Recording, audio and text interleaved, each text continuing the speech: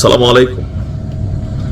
Television talk show বলেন, রাজনৈতিক নেতাদের বক্তব্যে বলেন, প্রতিদিনই বেশ কয়েকবার জীবিত হয় বাংলাদেশ আওয়ামী লীগ।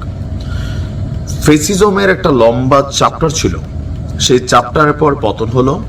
তো সেই পতনের পর আওয়ামী লীগকে ঘিরে বাংলাদেশের প্রধান এই মুহূর্তে যারা ফোকাসেবল পলিটিক্যাল পার্টি এনসিপি, তাদের যে অবস্থান, অথবা পাশাপাশি জামাত ইসলাম সহ অন্যান্য দলগুলোর কিছুটা প্লাস মাইনাস অবস্থান আছে। এর মাঝখানে গেল কয়েকদিন যাবত আজকেও আপনার খুলনায় আওয়ামী লীগের একটা বড় ধরনের, আমি বলতে পারি, ঝটিকা মিছিল হয়ে গেল। এর আগে উত্তরাতে তো প্রতিদিনই বৃদ্ধি পাচ্ছে আওয়ামী লীগের এই মানে কি বলা হচ্ছে তৎপরতা। তো এইসব জিনিস দেখে অনেকেই ভয় পাচ্ছেন, অনেকেই টেনশন করছেন যে আওয়ামী লীগ খুব দ্রুতই আবার পুরনো চেহারায় রাজপথে ফিরে আসবে।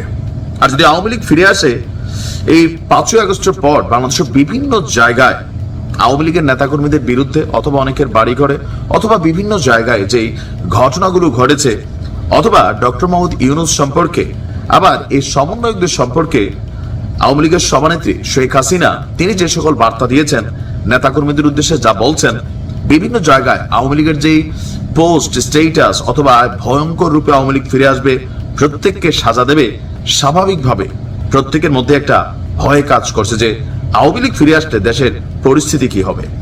এর মাঝখানে আপনার এনসিপির একজন গুরুত্বপূর্ণ নেতা রাফিদ, তিনি যখন পদত্যাগ করলেন, সেইখানে উত্তরবঙ্গের 2 নেতাকে দায়ী করে তিনি যখন কথা বলছেন, এর পরের দিন আবার হাসনাত এক ধরনের বক্তব্য দিচ্ছেন। সকল কিছু মিলিয়ে গোয়েন্দা তথ্য তৎপরতার রিপোর্ট বলছে খুব শীঘ্রই আওয়ামী লীগ পুরনো চেহারায় ফিরে আসবে। তাহলে পরিস্থিতি কি হবে?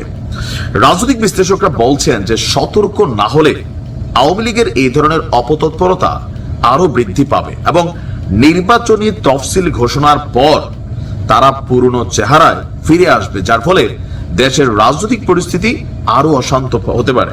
কারণ এই পর্যন্ত আওয়ামী লীগ মানে নির্বাচন করতে পারবে না বা নির্বাচন হবে না, এরকম বক্তব্য কিন্তু আওয়ামী লীগের অবস্থান আমরা এখনো দেখছি না।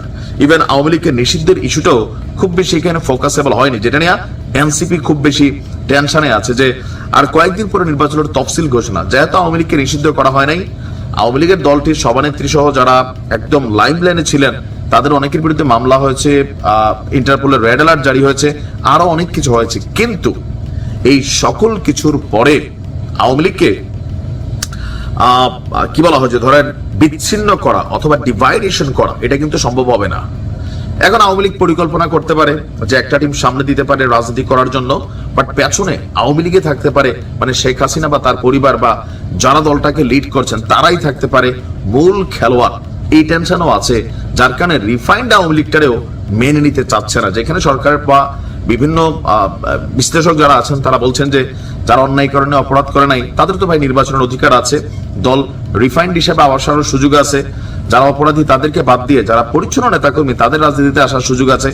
কিন্তু এনসিপি সহ অন্যান্য দলগুলো এটাকে কিন্তু মানতে চাচ্ছে না। তাদের বক্তব্য, না ভাই, আওয়ামী লীগকে পুনর্বহাল করার কোনো ধরনের সুযোগ নেই।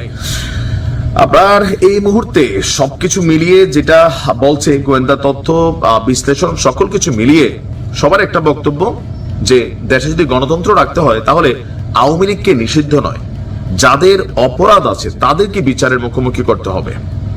এখন এটার পক্ষেই গণতন্ত্রের যেই ধারণা বা সংজ্ঞা, বা আপনি বিএনপির অবস্থান বলেন, আরো বিভিন্ন দলের অবস্থান বলেন, এই জায়গাটাতে কিন্তু আটকে আছে। গোয়েন্দা তথ্যগুলো বলছে যে কিছু একটা ঘটবে, এর মধ্যে আমেরিকার সতর্কবার্তা। আবার অপরদিকে আমাদের স্বরাষ্ট্র উপদেষ্টা যিনি আছেন, তিনি বলছেন যে পুলিশকে মিছিল ঠেকানোর নির্দেশ দেওয়া হয়েছে। এখন মিছিল তো আর কইয়া আগে থেকে পূর্ব নির্ধারিত থাকে না, ঝটিকা হুট করে আসে 200, 500, 50 জন, 20 জন একটা মিছিল হয়ে যায়। তা আপনি কিভাবে ঠেকাবেন? আর আওয়ামী লীগের যে বিশাল অনুসারী দেশে আছে, সবাই সিচুয়েশনের কারণে ঘাপটি মেরে আছে।